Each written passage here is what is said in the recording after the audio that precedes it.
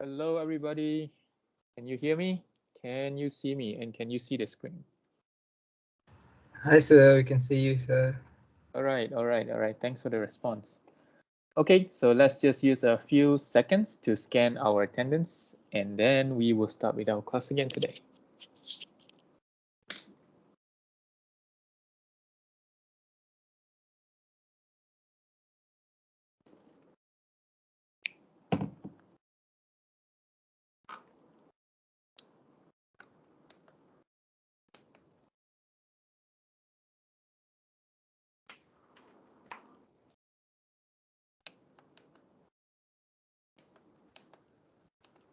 All right. Welcome back, everybody, to our class again today. It's so fast, and now it's again Tuesday. All right, so we only have class like twice a week, and then I just remember it was just like yesterday we had our last class, and now it's already a brand new week. All right, so as usual, before we start with our class today, actually I would like to say hi to everybody, but I'm not sure if everyone will respond. I realized that ever since the pandemic began, like I used to know my students by their name because I get to see them in class. But for you guys, I really feel like I don't really know any one of you so far. That's one reason why I I make this video assignment so that I can actually see you, like how you look like, or you know, just in case, because like when hopefully when the pandemic when the class resumes soon, then when I bump into you in campus, or when you see me in campus, like at least like you would know, like I would know you, or maybe you would know me. All right. So I really do hope wherever you are, you guys are really following the class so far. How are you guys doing actually? Like, anyone wants to say anything, like a feedback, or like how are you following the assignment? Is it too easy, too hard? Anyone? It's okay so far, sir. It's okay. Is too easy? Not Uh, well, not too easy, but doable. doable? Okay. So at least would like to know that if you guys are following like our lectures well, because I know there's a lot of limitations, right, with online lectures and online class. And are you guys doing okay with our classes? Do you guys think anything we can improve on in our class later? So Right? one of it is the deadline for the quiz. Just that I noticed that sometimes the deadline is at 10 o'clock and sometimes 10 o'clock in the morning and sometimes the deadline is at 5 p.m. So sometimes I confuse about the deadline and miss miss to send it.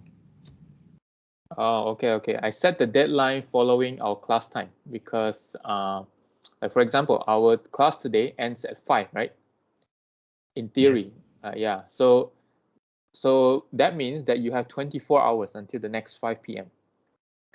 So our Thursday class starts at 8, right? It ends at 10, right? So that means you have 24 hours until the next day, 10 a.m. Like that's how I set the deadline, so that it's 24 hours right after we finish our class, or maybe slightly more because we finish early most of the time.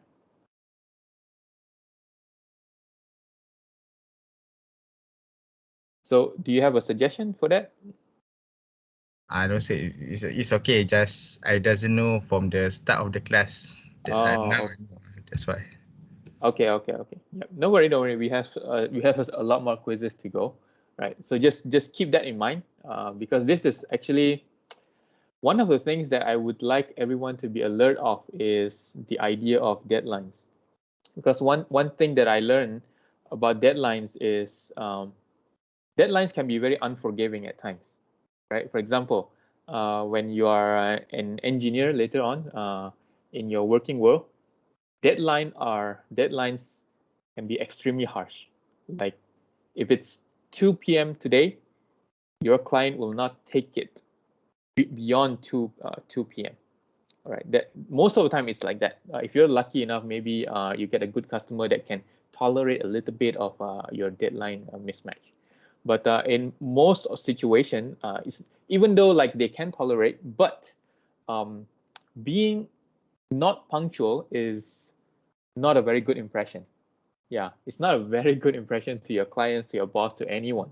So even I myself, like I wouldn't say I am punctual most of all the time. So sometimes I'm late also, and it's during those times that I reflect myself. Oh, okay, it's not a very healthy way to live. So that's why the remember during the beginning of our class that one of the golden rule that I hope everyone can uphold is to be punctual. So we start the class on time, and also we want to submit our assignments on time.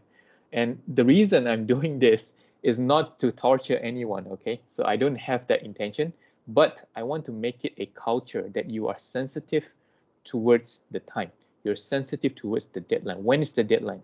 And then because you are sensitive to that, you can actually try to work your way backwards because you have that idea that, oh, by hook or crook, I need to do this. By hook or crook, I need to finish this.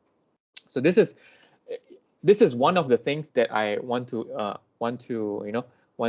introduce to you guys in the class. Other than just teaching you guys about all this technical knowledge, yes, the Boolean algebra is important. Yes, logic gates, they're all important for the class.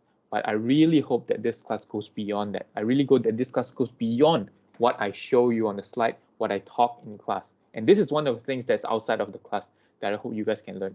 It is about being punctual. It's about being kind. It's about being helpful to people, things like that, And I am very sure that as soon as this semester ends, right, you're gonna forget everything that I show you on this slide. But things like being punctual, things like being helpful to one another, being kind to other people, these are the things that you will bring like beyond this class. And I really hope you guys do that. Carry on this culture like even after this class ends. Okay, all right. I don't want to give a lecture on this anymore. I don't want to give you guys lecture on this because it's the class time. So let me know if you guys have any questions on that. And bottom line is, I'll try my best to accommodate everyone, whether in terms of deadlines or whether in terms of any suggestions that you have. Please feel free to drop me a message or something sometime before the semester ends, okay? Because like I remember that every semester there will be people who come to me after the semester ends, and they'll be like, "Oh, sir, I wish that this like that and like that and that," and I tell them that, why didn't you tell me earlier? Because if you told me earlier, then we could have changed it during the semester. But now the classes ended, the semester is like gone, so there's nothing that I can do anymore to help, right? So this is again like I'm saying this to you guys right now. If you think you guys are struggling, let me know before the semester ends. Like right now, let me know if you guys are struggling. Let me know if you guys don't understand anything. So this is my role, that I am here to help you through the semester. So that is what I hope you guys can do. All right, let's any other questions or any other suggestions that you guys want to bring up before we continue this class?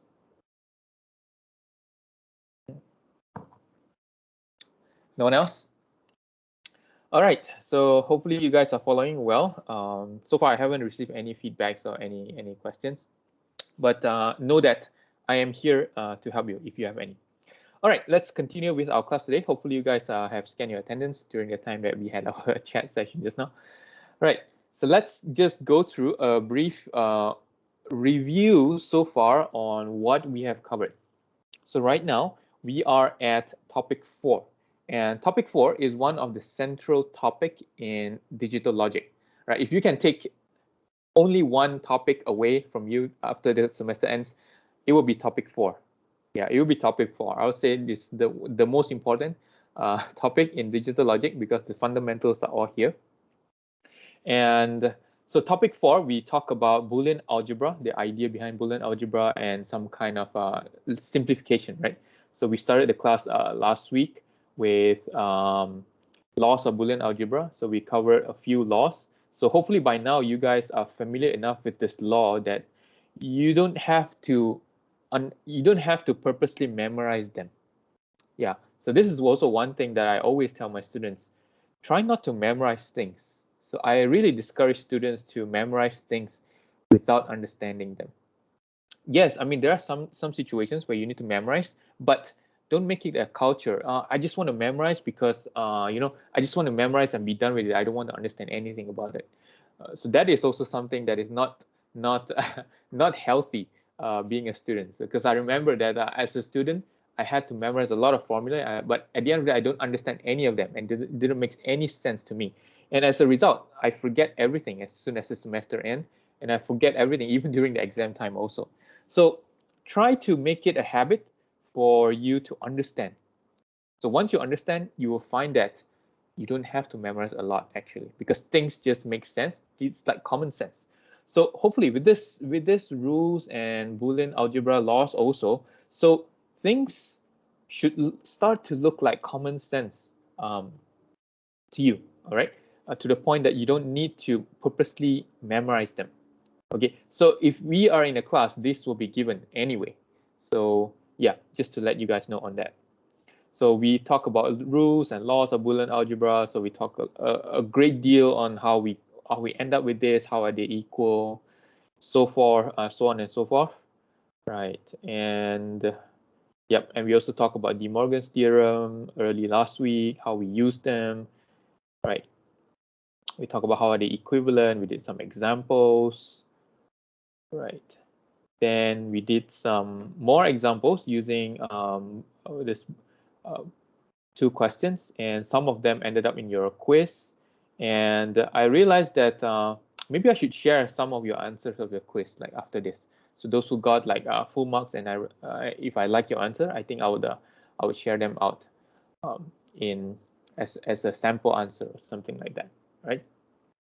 Right, and last week also we talked about the canonical form. There's a SOP and POS, so hopefully that's still in your mind.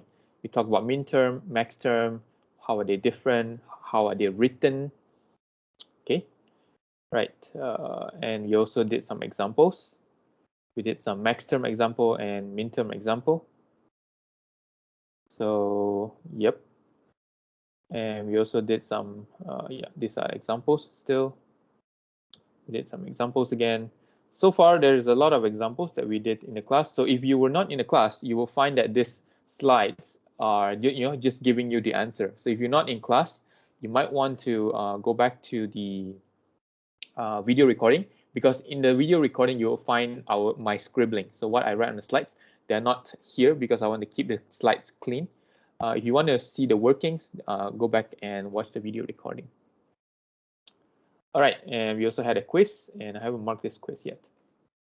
All right, and I think last week we stopped at this this quiz. Right, and today we are going to continue on.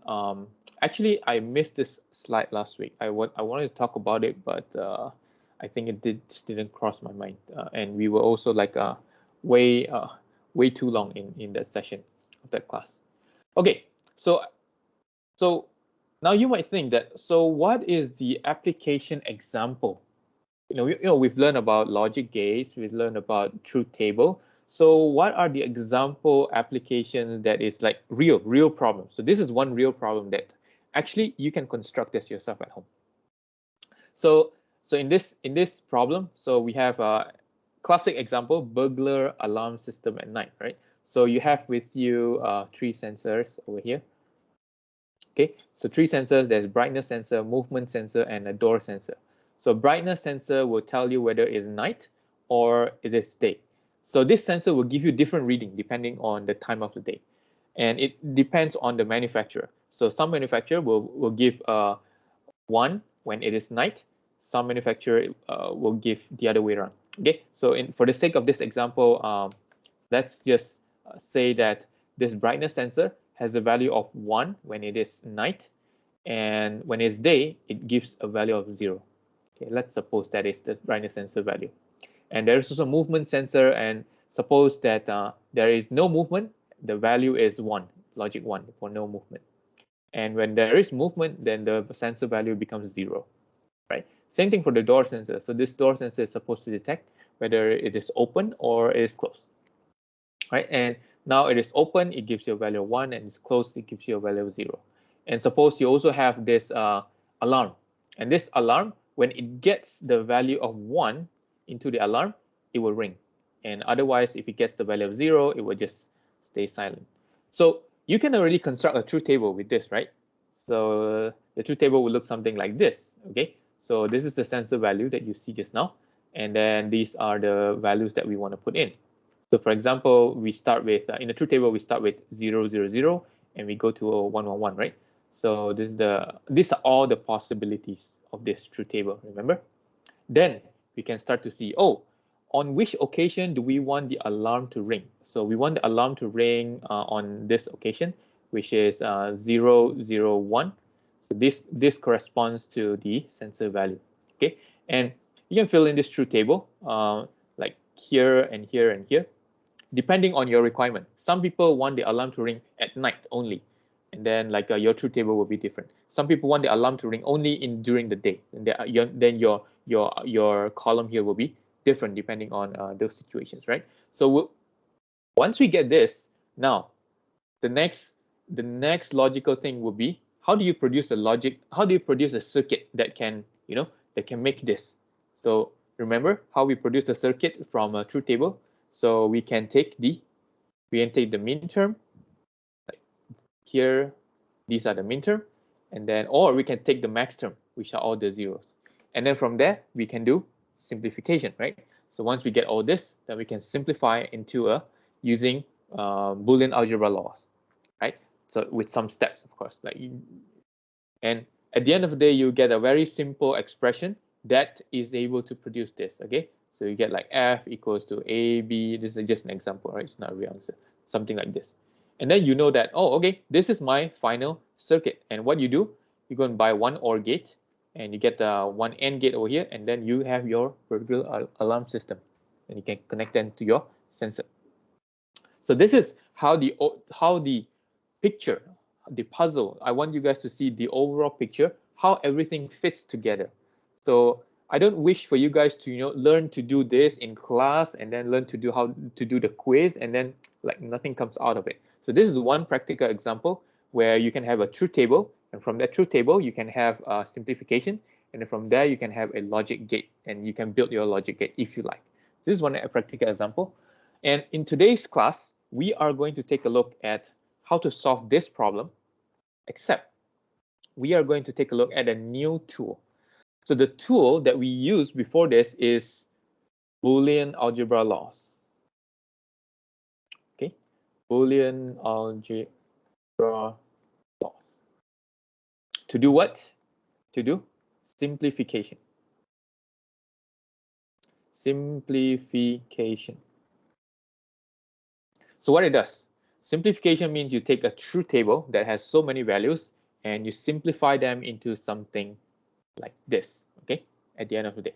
And as you might already encounter, Boolean algebra laws has some shortcomings. Like if you're like me, you hate math and you cannot stand seeing all these symbols, like weird things adding up and multiplying them together. Now, this class is for you. Because in today's class, we are going to take a look at a better way. Maybe not better way, maybe some of you prefer Boolean algebra laws, but I'm going to show you a method that does not require you to use Boolean algebra laws, but this method will just allow you, this method will just require you to draw something and then to group something, and then just like magic, you get this one as the output. Okay, this method is known as the Karnaugh map. Okay, Karnaugh map. So Karnaugh map is a method. So I suppose this Karnaugh is somebody's name. So this Karnaugh map is a tool to simplify Boolean expression. Okay, so you give me any Boolean expression, however complicated, however long, however many variables, I can simplify it using Boolean algebra laws, yes, but I can also use this as my tool. So think about this as like as a tool in your toolbox. You can use whichever one you prefer. All right, let's take a look at this. The short form for this is K-map. Okay, so from this point on, I'm just going to say K-map, and this is the thing. Sometimes you would, if you go online, people would write it in many ways. Some of them just write it like that. K-map, some of them write it with dash, and so, but they all refer to this same thing, Karnaugh map. Okay, so Karnaugh map is something like truth table. I'll show you through an example after this. And so the number in a Karnaugh map, like you would have like boxes, and these boxes they're supposed to fill with values from your truth table. So let's take a look at an example. So it's kind of vague, right, if I say it this way. Okay, suppose you have a truth table like so. So you have A, you have B, and then like this is F. And this is how you write the minterm. Minterm 0, minterm 1, minterm 2, minterm 3. Okay, so this is the truth table on the left.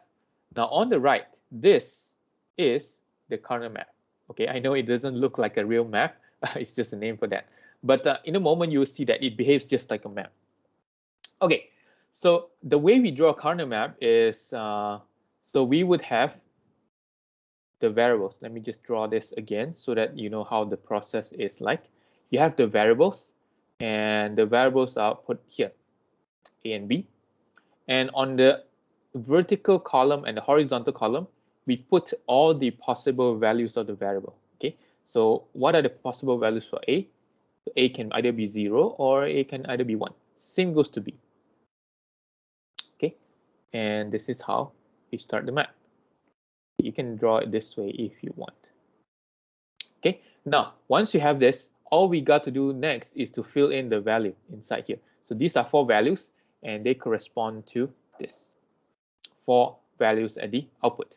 Okay, so remember, vertical column and horizontal column, those are the inputs, and inside here, this is where you have the output values. So how you fill it in is that you fill in this with some values. Later on, we'll see through an example. The position is important over here. Now we see, so when A is 0 and B is 0, so the minterm over here is M0. So the value of M0 goes over here. So later on, you'll see that this can be 1 or this can be 0. Okay, depending on what value you have over here. But for now, just know the position. The position for M0 is for you to fill in here.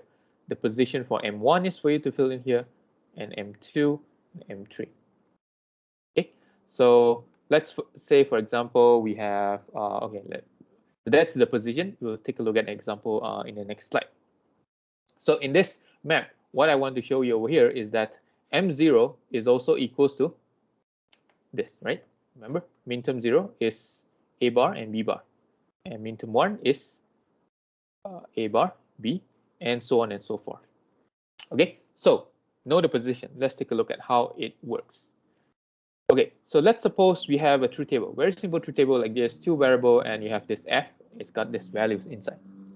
Okay, so now let me just write this like so, M1, M2, M3.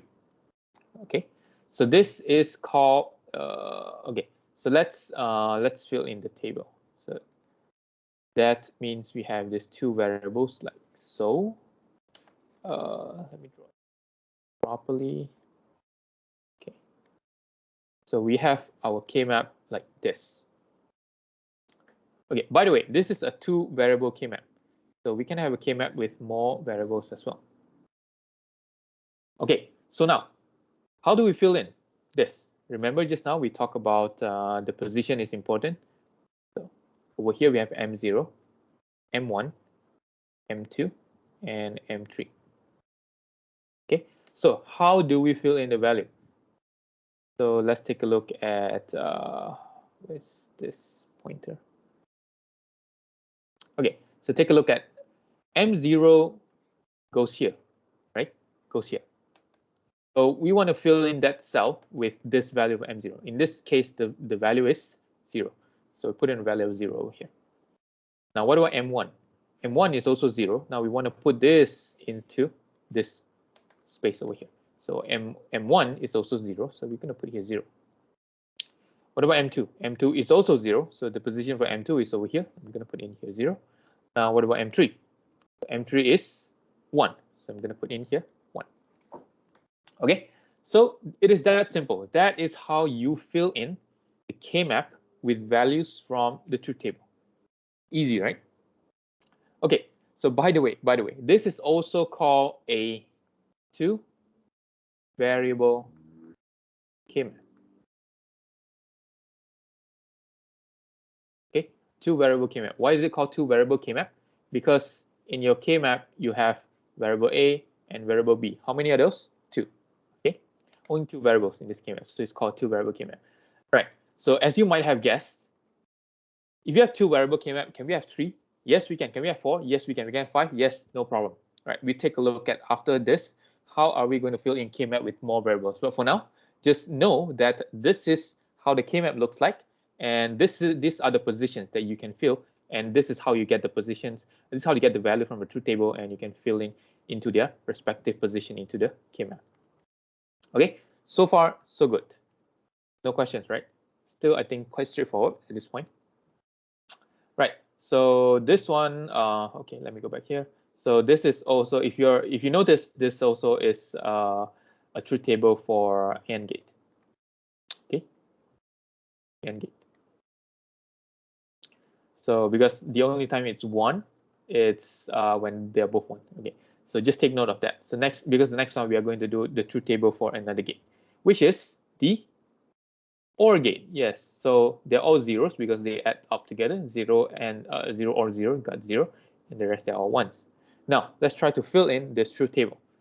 It's the same. No difference in the structure of the table, but the difference will be just in the value. So we have A, we have B, like so, and you have all possible values over here along the X and Y axis. Okay. All right. So I believe you guys can draw better than me. So in your quizzes, draw it as nicely as you can. I don't have a ruler over here, so my lines are kind of crooked. So if you're answering a quizzes or anything, please make it nice so that it's easy for me to read, so that I don't misinterpret your answer. Okay. All right. So now we have this structure of this K-map, two variable K-map. Now let's fill in the value. So the value we have over here is 0, 1, 1, 1. So let's try it out. 0 is min term 0, and min term 0 goes, let me change the ink color so that we can clearly see it. Okay, 0 goes here, and then this is min term 0. Now what about min term 1? Min term 1 is here, and min term 2 is here, and min term 3 is here. Okay, so if you haven't noticed, the values from the truth table corresponds 100% to the values in the K-map. Okay, for example, you take here, you take in this box, right? Let's take a look in this box. So in this box, the value of A is 0, and the value of B is 0, which is what we have over here. Okay, let's take a look at in this box. So in this box, what we have, the value of A is 0 because like it's on this row, and the value of B is 1.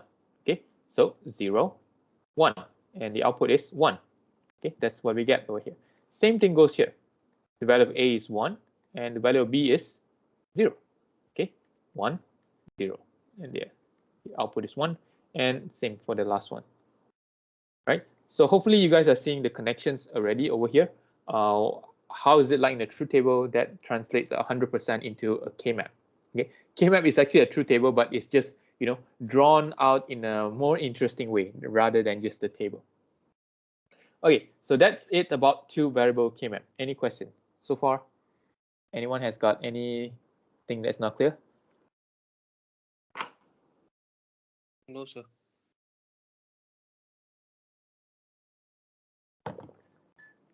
Okay, thank you.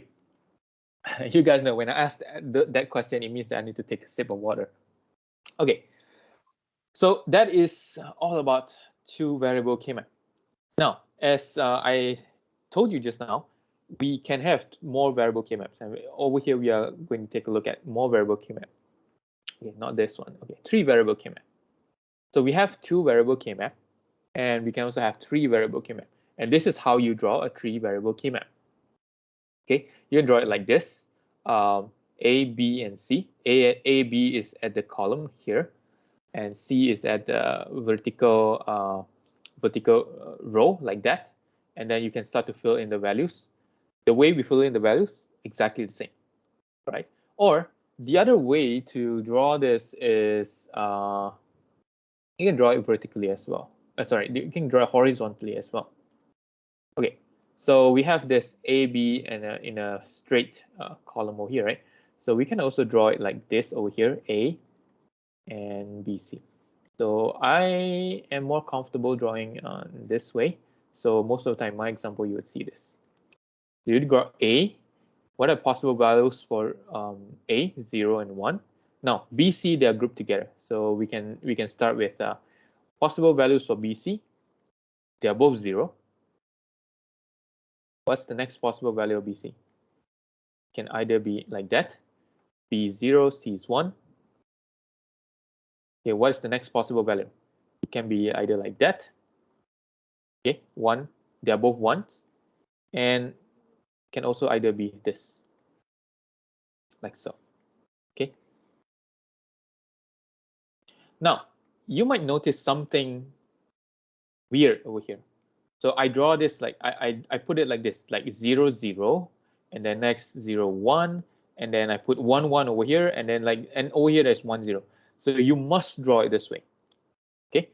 Because some of you might be questioning, why is it not like this? Okay, so this is not the right way to draw a K-map. This is wrong. K-map is like so, okay? So the reason why is because when we go from one box to another box, we want only one variable that's changing. Okay, only one value that's changing. For example, let's take a look at when we. Okay, so when we go from this box to this box, 0 remains a 0. This 0 over here becomes a 1. So which value changes?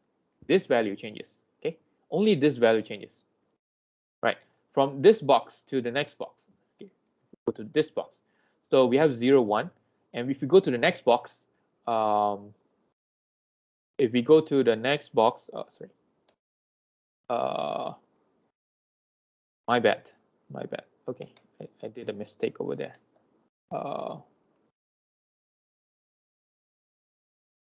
Yeah. Okay. So this is 1, 1 actually, 1, 2. Okay. So from this box, the second box, over to this box, okay, you would see that the only value that changes is this guy over here. This guy is 0, and this is 1. It becomes a 1 over here. 1 away. This is 1, and over here it remains a 1. So what's the value that changes? Only one variable changes over here. Okay, same thing. If we hop this from this box to the next box, it's also 1 over here stays a 1 over here, and this 1 over here it becomes a 0. Okay, so I wasn't sure which one I said was right. This is the right one. This is the right way to draw a K-map for 3 variable. And you will notice the same over here also. You'll see that 0, 0, and then it becomes 0, 1, and then it becomes 1, 1, and it becomes 1, 0. Okay. So I might have said this wrongly just now without me realizing. So 0, 0, 0, 1, 1, 1, 1, 0. Okay, same thing. Two on my left and on my right, it's the same thing. And the thing to notice is that if you go from one box to the next box like this, only one variable changes. Okay, only one variable changes, only one variable changes. All right, so now we can see that how do you fill in this boxes? So the way we fill in this one is like so. M0 goes here, and we have M1 over here, and we have M2 over here, okay, and we have M3 over here, minterm 3, okay, and we have M4 over here, M5, M6, and M7. Okay, so note that it's starting from here, here, and then it jumps to the end, and then it goes back here. Okay, why? Because the way we write this variable here, they're like that. Okay, so let's take a look at that's 3 variable K-map. That's how we draw 3 variable K-map. That's how we fill in the minterm values. Okay, so depending on what minterm over here, you can fill in later on. So we'll take a look at some examples after this on how on 3 variable 4 variable K-map. All right, so this is a continuation for that. So we have 3 variable. Now we can also have 4 variable. Now it's the same thing. So this is how we draw a 4 variable K-map. It starts from 0, 0, it becomes 0, 1, and then it becomes 1, 1, and then 1, 0. So 0, 0, 0, 1, 1, 1, 1, 0. Same for both axes. Okay. So note also that when you go from here to here, only one variable changes. When you go to here, only one variable changes, and so the same thing over here. Okay. So how would you fill in this map? So this one is M0, this one is M1, and same thing we see just now, M2 and M3. Okay, what about M4? M4 is here, M5 is here, now M6 is over the end, and M7 over here. Now what about M8? Okay, take note, M8 is over here. Midterm 9, midterm 10, and midterm 11. So and then you have midterm 12, midterm 1, 3, midterm 1, 4, and midterm the last one over here. Okay, so if you take a look at the midterm, let's say midterm 15, does it make sense for it to be here? Yes, makes sense because 15 is 1, 1, 1, 1. If you draw the truth table, you get this. 1, 1, 1 is midterm 15, right? And it goes the same for all other midterms as well. So hopefully that makes sense to you. Okay, so we've seen 2 variable K-map, 3 variable K-map, 4 variable K-map. Now the question is, how in the world are we going to use this K-map and produce the simplified Boolean expression? So here's how. So in K-map, there is a concept that is known as cell adjacency. Okay, so cell adjacency. So what is adjacency? So adjacency means beside. It's simple language. Okay, adjacent means beside. Okay, so take a look over here. The Karnaugh maps are arranged so that there is only a single variable change between adjacent cell. So just like I've shown you just now, from one cell to the other cell, only one variable that is changing one time. Okay, there's no 2 variable changing at the same time. So that is how K-map is structured. Okay, so adjacency is defined by a single variable change. Okay, all right. So this take a look at this last one over here. This is an important one. So we will talk about this cell adjacency. Let's say let's go back to here. Okay, let's go back to this map. Okay, this map. So this cell over here, okay, this cell over here is adjacent to this cell, correct? Because it is beside. Okay, this cell over here is also adjacent to this cell over here. Because it's next to one another. Okay, so this is adjacent. This is also adjacent to one another. So what I want to show you guys is that this cell over here is also adjacent to this cell over here. Okay, so this is known as a wraparound adjacency. This was what that I wrote in the point. Okay, this is also a wrap around adjacent cells. So you can think of wrap around like, you know, like the Earth, right? If I show you the map of the entire Earth, right? So let's say this is a map for the entire Earth. Okay, so let's say this is like Asia. Okay, this is like okay, my drawing is not so good. Okay, so this is Malaysia over here. Okay, like a potato. Right. So and over here is the US. Okay, US over here. So in a map, right? This end, is it connected to this end? Yes, of course, right? Because it's a globe. It's everything is connected in a sphere. Okay, so I can say that this end over here is connected to this end over here. Okay, imagine that. Now the same thing for this K map. That's why it's called a map. Okay, so this end over here is also connected to this end over here. Okay, so you can imagine this map like a globe. So that's why it's called a K map. Okay, not a K table or something like that. Right. So this is also known as wrap around adjacency. This is one idea that I want to highlight. Okay. So yeah, this is also wrap around adjacency. Okay, so we'll take a look at how we use this idea over here and how we produce something we call the groups in the K-map. So in order for you to produce the Boolean expression from the maps, so we need to do something called grouping.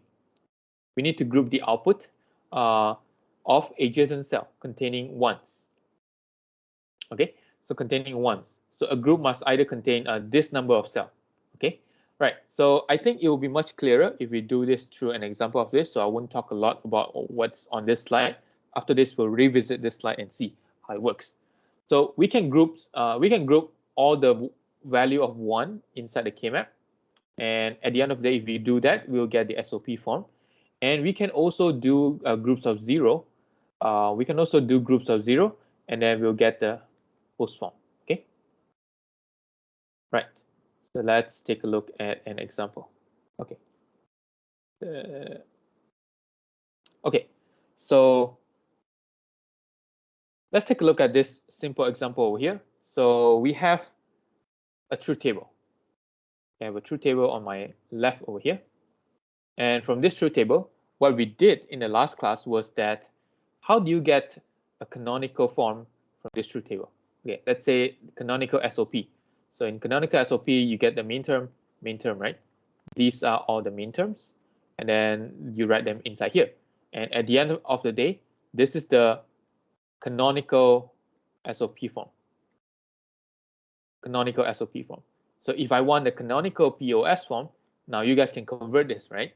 No problem with that. Okay, so if we take this and we try to simplify it using Boolean algebra laws and rules, you would get the simplified version of the expression is like that. Okay, so this is simplified. Okay, now, what if you don't want to use laws? What if you don't want to see math? What if you don't want to see all this weird algebra on your paper? We can use K-map. Here I'm going to show you how to do that. Right. So, okay. So this can be solved using K-map. Should I just draw this K-map? Okay, let me just draw this K-map over here. So the way we solve this using K-map is we take a look at the truth table and we start to draw the template first. A, B, C, 3 variable K-map like this. 0, 1, 0, 0, 0, 1, 1, 1, 1, 0. Okay. Okay, I'll try my best to draw it nicely so that nobody is confused. Okay, so we got the map. This map is empty. Now we want to fill in this map with all these values. So let's fill in the min terms. Okay, so min term 0 goes here, right? Min term 0 is the first one. So let's go and put it here, 0. Okay, let me just change the ink color so that it's more visible. Is 0. So I'm just going to put in 0 over here, and the next min term is 0 also 0. The next min term is 1. Is it here? No, it's here. Okay, 0, 1, 0, 0, 1, 0. This one. The next min term is 0. The next min term, okay, they're all ones after this. So there's 1, 1, 1, 1. There we go. We have a K-map and we fill in with the values from the truth table. Now, the next thing you need to do is we need to find a way to group this K-map. Okay, this is where it gets interesting. So take a look carefully. So how do we group this K-map is based on the rule. We go from the largest possible group and then we go down from there. Okay, and the next question is we can group ones or we can group zeros. So these are the ones over here that we can group together and the remaining are the zeros. So we can group them both ways, and if you group the ones, your end result will be a SOP expression. If you group zeros, your end result will be a POS expression. Okay, let's try to group the ones first. So the rule is that we can only group cells that are next to each other. For example, like this one is one group. Okay, like that's rule number 1. They must be next to each other. They cannot be. You cannot group it like this. This is wrong. Okay, they can only be next top, bottom next to each other, left, right next to each other. Only then you can group them. Okay, for example, this one. First rule. The second rule is that the groups must be as large as possible, following the order of, okay, following the order of 8, 4, 2, 1. Okay, so which means that for a 3-variable K-map, you want to find a group that can fit 8 members first, and they're all ones. Okay, and if that's that is not possible, then you want to find another group that has a smaller size, which is 4. And if there is no group, then you can go group them to a smaller number. Okay, so 2 rules. Number 1, cells must be adjacent to one another. Adjacent doesn't include diagonal, right? Okay, adjacent. And number 2, largest group possible. So let's try this again. So we try with the largest group possible. Is there any way we can group it in group of 8? Okay, unless everything here is a 1, then it's not possible. Okay, if everything is a 1 in this map, then we can just make it one giant group in groups of 8. But these are zeros. We don't want zeros in our group, so we are going one level lower. We want to group it in groups of 4. So groups of 4, can we group anything in groups of 4? Do you see any way we can group it? And the cells are next to one another. Okay, the one I see is here. Okay, so these cells are next to one another. They are all have a value of 1, and they have a group of 4. Okay, so this is one group. Is there any other possible group of 4? Okay, I don't see any more possible group of 4. Okay, then we go to the smaller group over here. Smaller group over here, the group of 2. So which one's group of 2? Do we need to group this group of 2 like that?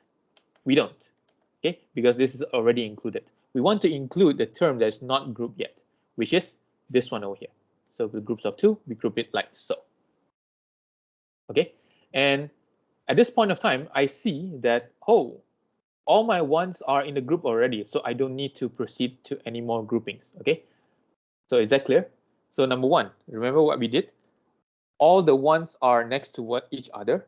Okay, number 2, they are grouped in the largest possible group. Okay, and the last rule is you need to include all the ones. Okay, all the ones need to be in the group. Okay, if there is a one more, like 1 over here, now you need to group this in. Okay, but it's not that case. This is a 0 over here. Okay, right. So once you have this group, then so this is the group that I formed just now. Okay, same thing, one horizontal group, one vertical group. Now the next thing to do is we need to get the expression out from this group. Okay, so this is an important point of this class. Pay attention to this, how I get this expression. First, let's take a look at this group. Okay, so from this group, we get the expression. How do we get the expression for this group over here? So this group over here, the way we get the expression is very simple. So you imagine yourself in this box. What is the value of A, B, and C? Okay, the value of A is 1. The value of B and C is 0 if you're in this box, right? Now, if you hop over to this box, what happens? What's the value of A over here? The value in this box, the value of A is still 1. The value of B and C becomes 0, 1. Okay, so what you want to keep in mind is that when we hop boxes, we want to keep track of the value that doesn't change. So what do I mean by that? So now let's try to track the value A over here. So the value A in this box is 1. The value of A in this box is also 1. The value of A in this box is also 1. The value of A in this box is also 1, because all the values here are along this row, right? So the value of A does not change, okay, no matter which box you go within this group, because the value of A does not change. Now I want to write this A like that. Okay, that's for variable A. What about variable B? Does the variable B changes when we hop boxes? Let's try it.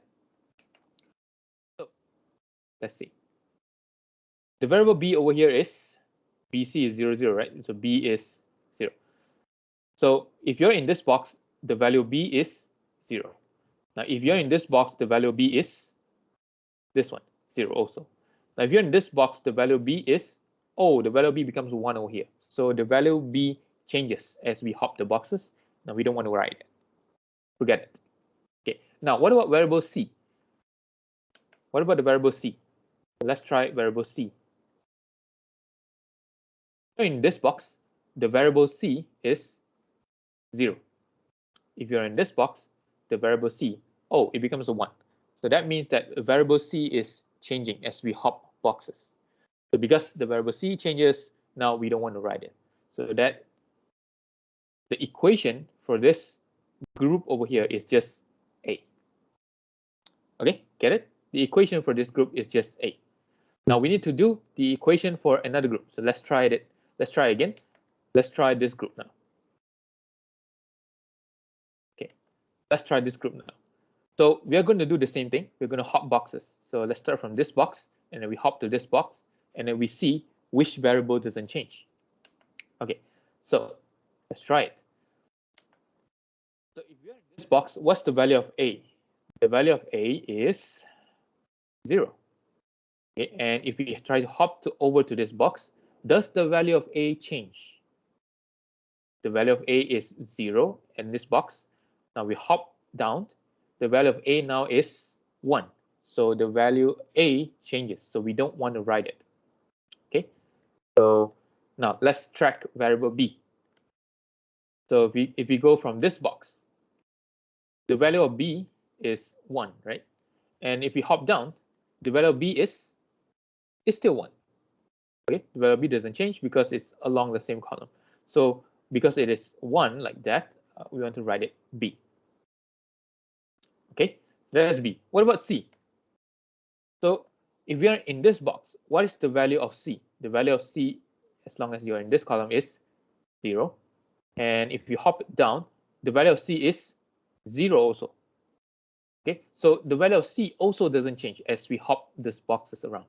So that means that I need to write it over here, c. Okay, but there is a trick. Okay, the value of c, you can write the variable c, but we need to write it as c bar. Why? Why? Because the value that is not changing is 0. Okay, so 0 here, the value of c is 0 in this box, and you hop, the value of c is also 0 in this box. Okay, so that's why the equation for this group is b c bar. Okay, and at the end of the day, what we want to do is the final equation would be you add everything up. A plus b c bar, like that.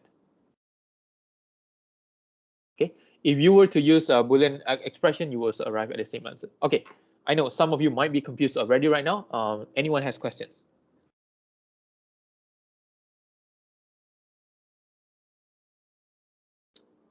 You guys clear on how we group things? Can you show an example, like how we know we have to do like a wraparound, or just no need to do a wraparound? Okay, so that is a good question. We will definitely do an example on wraparound after this. But for the sake of your question, I'm gonna show you here. Okay, so we know that this n here is also connected to this n here, right? So that means that this one here is also connected to this one here, actually. Can you group it like that? Yes, you can. Because this is a 1 over here, and you can group it like 1 over here. Okay, but remember just now we said that we don't group things that are already in another group.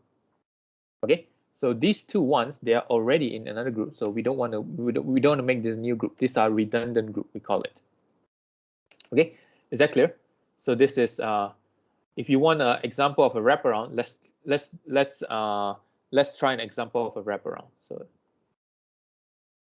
okay, I'm gonna take a random K-map over here, like that.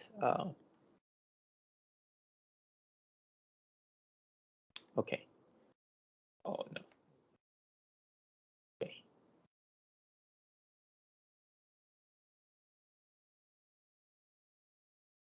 All right, so let's fill in the value and then we group them together.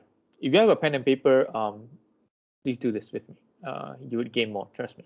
Okay, let's say we have one here, one here. Okay, and the rest are all zeros. Okay, just as a practice, now, what group is possible? So we see over here, we go from the order, right?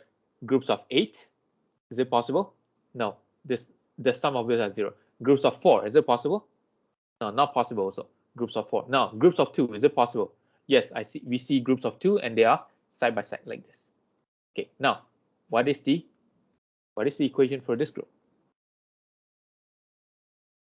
Let's try to hop boxes. So we start from this box over here. The value of A, does it change if I hop from this box to this box? Yes, the value of A changes from 0 to 1 if we hop this box. Now, what about B and C?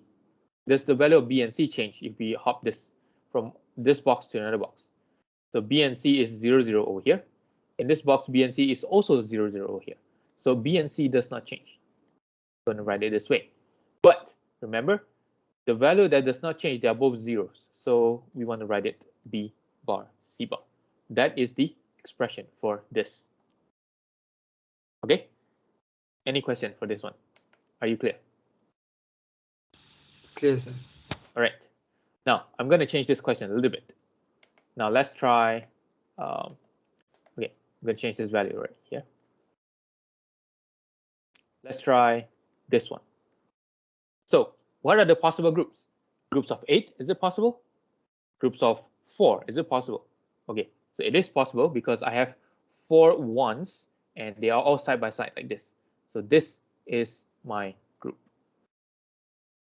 Okay, so this is my group. Now, let's take a look at what is the variable that doesn't change as we hop in these 4 boxes.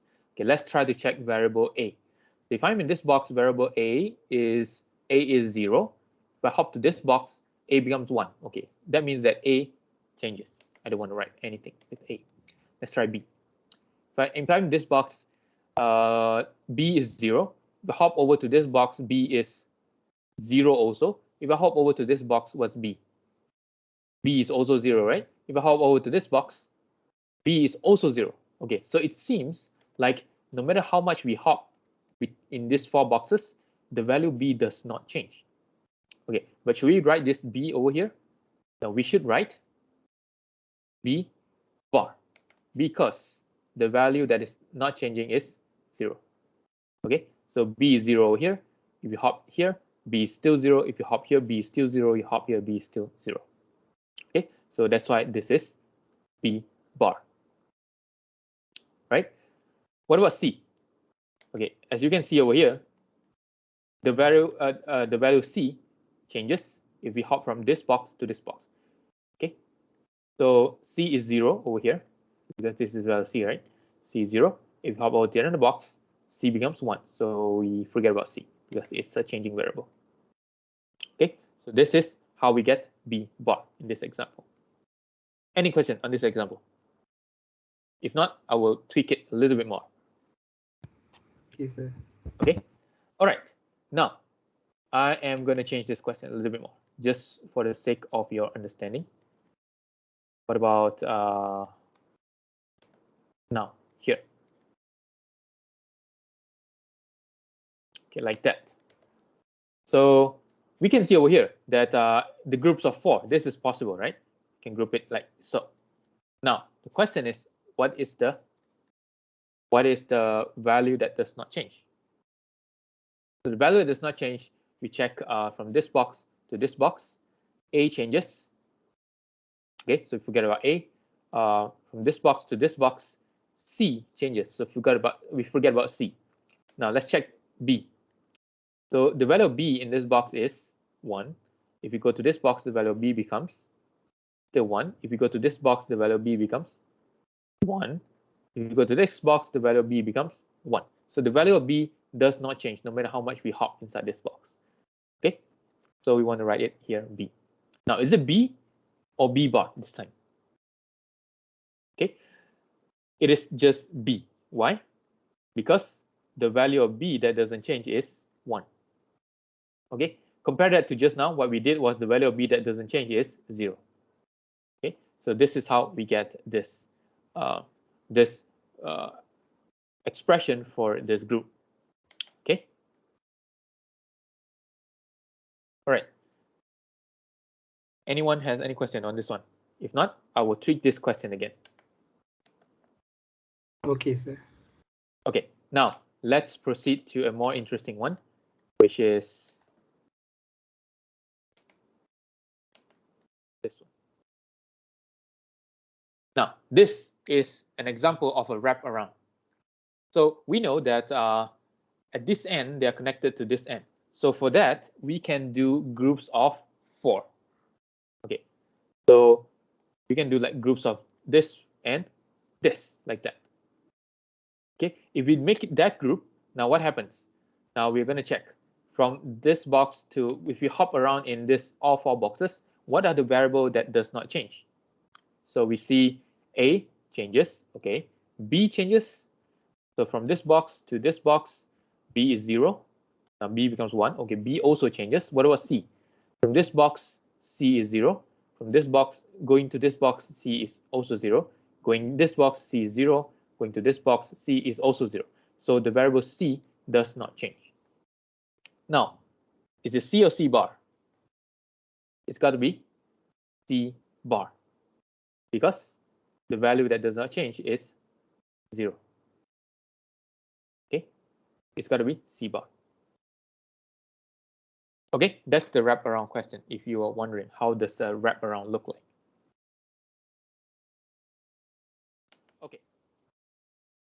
Now, I'm going to tweak this question a little bit. So, Yes. so it means if the 0 never change means we have to put the bar, is it? If 1 means just leave it as it, no need to put the bar, right? Yes. If 0 that is not changing, then you put a bar. Okay, thank you, sir. Okay. All right. Any other question regarding this wrap around example? Sir, Yes. so if let's say we don't group it in just one group of 4, we do it in 2 groups of 2, will the equation will have to do more simplifying, or will it just be wrong? Okay. So if you do that, you already violate the rule for K-map. Okay. If you do this, like if you do this, okay, you would end up with 2 equations. Okay, 2 equations, and these equations would add up. Now, your question is it the same as with we group this one, right? That's your question, right? Yep. Okay. If you were to put it into the truth table, it will be the same. But the equation that you get from this is not the most simplified one. Not most simplified. Okay, which means you got to use Boolean algebra to simplify it further. Okay, you get what I'm trying to say over here? Understood, sir. All right, so that's why we group in the largest group possible, so that we get the most simplified one. Any other question on this?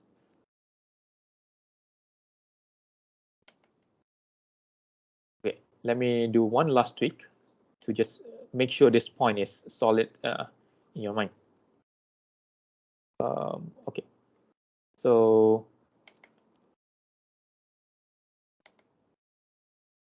let's say there's so many ways to do this, right? Okay, so let's say you have like things like this. Okay, let's make it even more trickier, like this. So how would you group this? There is multiple possible values, right? So you can group it like this. This is one possibility. You can also do how else? Like this, and then like this, and then like this. Do you see what I'm seeing over here? Okay.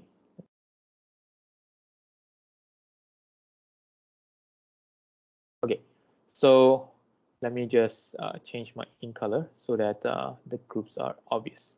So the first way I can do it is like this group and this group, right?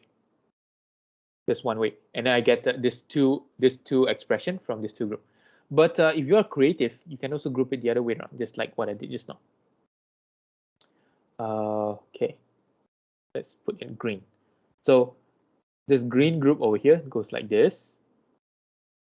Okay, and I have another green group that's like this, and I have another green group that's like this. Okay, so for the red groups, how many groups I have? 2 groups. For the green groups, how many groups I have? 3 groups. Are they the same? They will translate to the same value because the groups are from the truth table. But which one's better? The lesser is better because the lesser group you have, the less logic gates you will have. Okay, so whenever you're trying to group things, think about, we want to group it in the least number of groups, but the group needs to be as large as possible. Okay, so going back to my point that I showed earlier. Okay, so coming back to this point. So we group the ones. So we group adjacent cell containing ones. That's number 1. Okay, that is the first thing. We group adjacent cell containing ones, firstly. Secondly, we want the group to be large. We want to maximize the size of the group. Okay, maximize the size. Okay, which means to say, if I can group 16 ones together, go ahead, do this one first. If I cannot do 16 ones, let's try 8 ones together. Cannot, then you go down. Okay, right. Third one, each one must be included in at least one group. Okay, which means to say nobody is isolated. Everyone must be part of something, some group. Okay, right. So the ones that is already in the group can be included in another group as long as the overlapping groups include non-common ones. Okay, so that was what we did just now.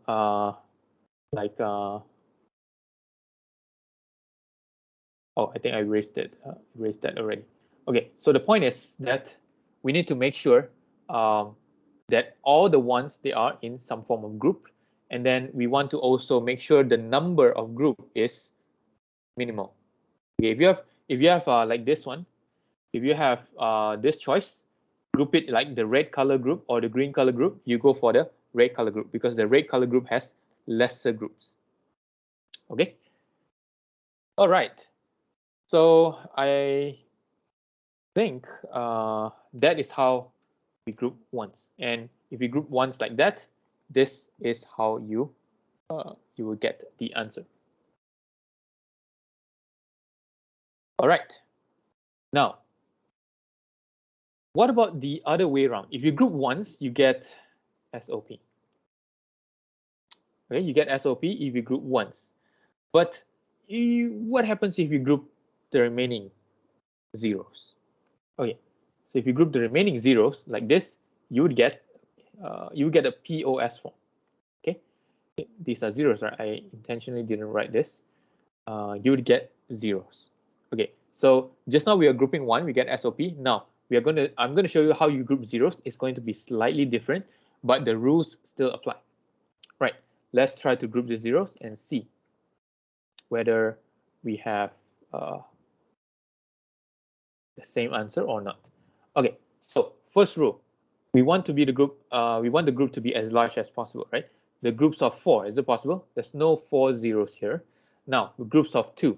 So I can see here, this is one group, and this is another group, like that. Right, so now let's get the equation out for this and this group. Okay, so for the first group over here, we see that we're going to go hopping boxes again. So when we hop boxes, we go from this first box to the next box. Does the value of A change? The value of A does not change. Okay, so we have here 0. The value of A is 0 here. The value of A is also 0 here. Okay, fine. Now we write down A. Does the value of B change? So B is 0 here. The value of B, is it 0 here? It's 0 is 0 here. So the value of B also does not change. What about C? The value of C changes from this box to this box, right? 0 and 1. Now, the question is, A over here, is it A or A bar? So from previous example, we see that because this is 0 and then over here is 0, so we put a bar, right? But for this POS group, it's the other way around. So A is not a bar. The bar will only be at a 1. Okay, so that is one opposite thing. For POS, the bar is at 1, and then instead of multiplication, you would get a addition. Okay, you get addition for this group. Okay, is that clear, everybody? It's the opposite of what we did for this SOP group. Okay, let's try this another one. So for this another group over here, we see that the value of A does not change as well. So A, we write that. And what about the value of, what are the values that doesn't change? B, you hop from these two boxes, B changes, but C doesn't change. Okay, I'm going to put a CO here, but it's going to be a C bar because it's 1 and 1 over here. Okay, bear in mind it's the exact opposite. So when you put these two together, you get a post form, and your final answer would be A, B, C bar. Okay, this is the post form, and this is the SOP form, SOP form, right? So if you try to convert this by using double negation, and then you do De Morgan's theorem, then you will get this. Okay, and if you try to double negate this, you would get the SOP form. Okay, is that clear, everybody? So this slide summarizes what I did over there. Okay, sir. Okay, so I know some of you might get confused. It's normal to get confused over here, but I urge you to not stop when you get confused, because when you are confused, it's a sign that you're learning something new. So I will post, of course, this video recording is going to be in a group, and I will post some additional videos as well for you to refer. How do you understand? Probably somebody out there can explain this better than I do, and probably their explanation might fit you better. So I'm going to post this video, and I really hope that you can check it out, especially if you are confused. Okay, so for this, this is how we group things. For KMAP, we can group ones, we can group zeros, and depending on which one you want post or you want a SOP form. Okay, right. So coming back to this example, this will be my last example over here.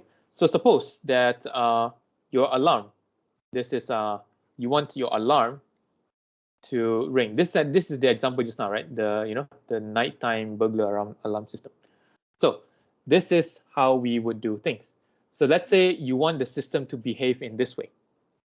So you want the system to ring. The alarm only rings when the door is open and it is during the day. Okay, so this is how you would put your truth table. So the alarm will ring. I'll put a 1 over here only when the door is open. Okay, door. Which one is door?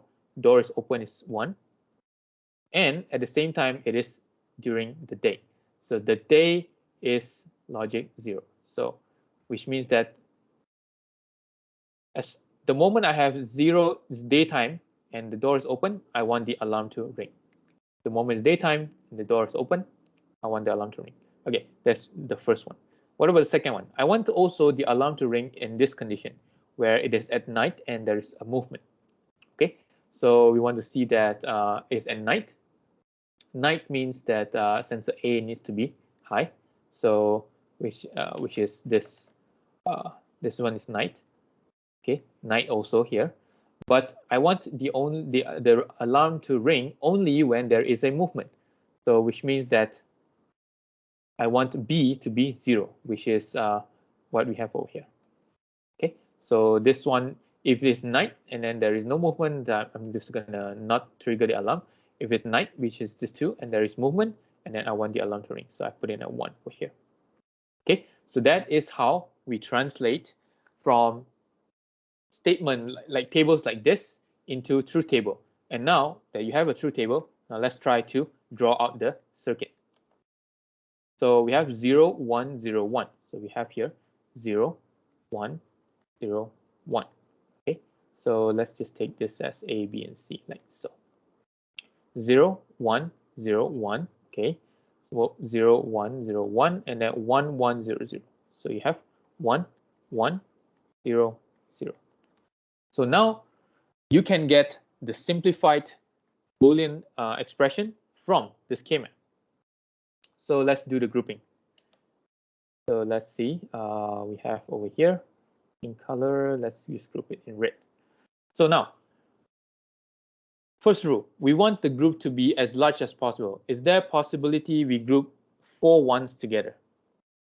Okay, there is no 4 ones that's next to each other. Okay, so 4 is not possible.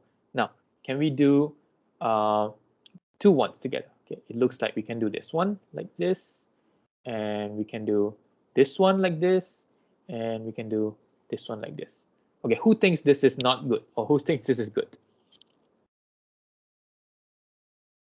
What do you think? Can we group it this way? You can group it into. Okay, so you can group it this way, no problem. There is not, it is not wrong to group in this way. Your answer will be not very optimal. Okay, it's not very simplified. Okay, so you in the event you get this group like this, you note that, take a look at this one and here, they are already included in a group. So this third group over here, they are not necessary actually. Okay, so we can do that. So at the end of the day, everyone is in a group. Okay, so now let's take a look at how we get the Boolean expression over here. For this group, what we have, so the variable a does not change. So I'm just going to put in a here, a 1 here, a is also 1 here. Okay, what about b? B also doesn't change. Okay, the value of b in this box is 0.